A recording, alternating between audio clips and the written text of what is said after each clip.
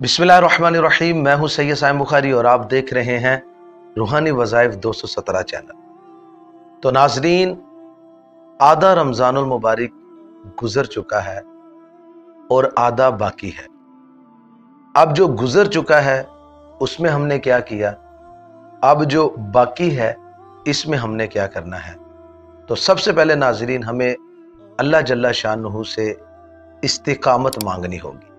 यानी इस्तिकामत मांगेंगे तो फिर ही इंशाअल्लाह अपनी दुनिया भी संवरेगी और आखिरत भी संवरेगी।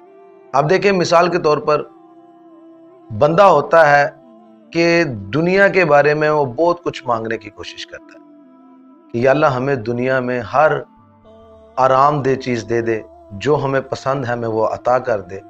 तो नाज़रीन, बिल्कुल भी दुनिया के साथ साथ हमने दीन का भी लिहाज रखना है। यानी दीन के बारे में भी हमने समझ बूझ रखनी है।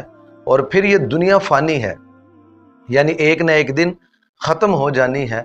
तो क्यों ना हम जैसे दुनिया के बारे में अल्लाह जल्ला शानुहु के सामने सवाल करते हैं कि मौला हमें ये भी अता कर, हमें वो भी अता कर। तो नाजरीन, जहाँ पर हमने हमेशा के लिए रहना है, जहाँ पर मरने के बाद दोबारा मौत नहीं आएगी और हमेशा के लिए उसी जगह पर हमने रुकना है, स्टे करना है। तो नाजरीन, हमें दुनिया के साथ साथ आखिरत के बारे में भी अल्लाह जल्ला शानुहु की नेमतों से अल्हम्दुलिल्लाह नेमतें मांगेंगे तो अल्लाह की रहमत से इंशाअल्लाह अपना बेड़ा पार होगा।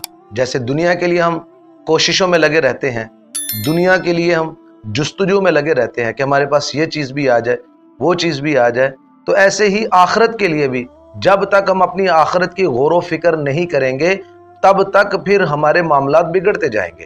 तो नाजरीन, अब देखें, दुनिया और आखिरत के दरमियान में प्यारे आका मदीने वाले मुस्तफ़ा सल्लल्लाहु अलैहि वसल्लम ने एक बहुत ही प्यारी दुआ बताई है। और ये दुआ अल्हम्दुलिल्लाह आप लोगों के लिए 16 रमज़ानुल मुबारक का ये वजीफ़ा है और बड़ी ही प्यारी दुआ है। और इस दुआ को जिन्होंने अपनी ज़िंदगी में शामिल कर लिया, जिन्होंने अपनी ज़िंदगी में इसका मामूल बना लिया, तो अल्लाह की रहमत से उनकी दुनिया के साथ साथ उनकी आखिरत भी सबरी है। अब वो दुआ कौन सी है कि दुनिया और आखिरत के दरमियान हजूर अलैहिस्सलातु वस्सलाम ने बहुत ही प्यारी दुआ बताई है।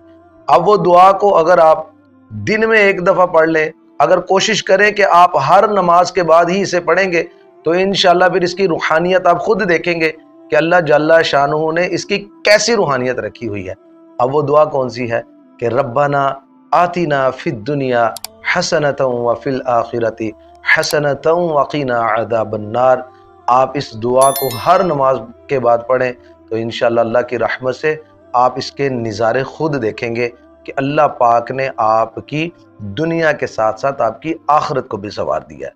और फिर जब बंदे की आखिरत भी संवर गई, दुनिया भी संवर गई, दुनिया में जो कुछ चाहिए वो मिल गया, आखिरत में जो कुछ चाहिए वो हमें मिल गया, तो फिर हम दुनिया में आए ही इस वजह से हैं हम अपनी आखिरत का सामान इकट्ठा कर सके। तो जी हाँ नाजरीन, ये आपके लिए बहुत ही गौर व फिक्र वाली बात है कि आधा रमज़ान तो हमने गफलतों में गुजार दिया, लेकिन अभी भी आधा रमज़ान बाकी है। और ये दुआ मांगनी चाहिए कि या अल्लाह आधा बाकी है, जैसे तूने मुझे नसीब किया मेरी नस्लों को भी रमज़ानुल मुबारक देखना नसीब कर।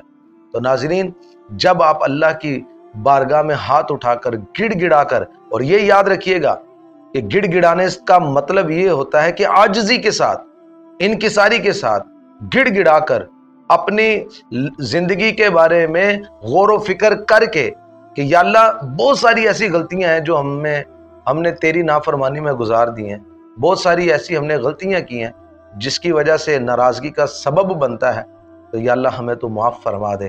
तो इंशाअल्लाह ये वैसे भी रहमतों का महीना है, मग़फ़िरत का महीना है, बख्शिश का महीना है, तो इसीलिए खुदारा अपने हालों पर रहम फरमाए।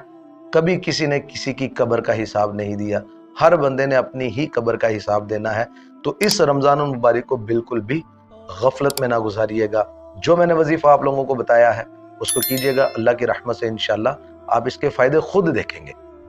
अब वजीफ़ा तो मैंने आप लोगों को बता दिया, चले अब मैं आपको एक टोटका भी बताता हूँ कि जिस बंदे का मैदा ख़राब है, हम रमज़ानुल मुबारक में बंदा समोसे पकोड़े और भी दीगर चीज़ें खाकर मैदे को नुकसान पहुंचता है, तो उनके लिए एक बहुत ही प्यारा और छोटा सा टोटका है। अगर आप इस टोटके को कर लेंगे तो इंशाअल्लाह अल्लाह की रहमत से आपके मैदे के जितने भी अमराज हैं, इंशाअल्लाह पट्ठों के जितने भी अमराज हैं, अल्लाह की रहमत से इस टोटके की वजह से इंशाअल्लाह आप खुद देखेंगे बहुत ज़्यादा आपको आफियत हासिल होगी। अब वो टोटका कौन सा है कि आपने आधा चम्मच सौंफ और आधा चम्मच खुश्क धनिया आपने ये मुंह में रख लेना है और फिर चबाना है, रख के चबाते जाना है, चबाते जाना है। इसका अर्क निकलेगा, उसको आपने अंदर ही अंदर निगल लेना है।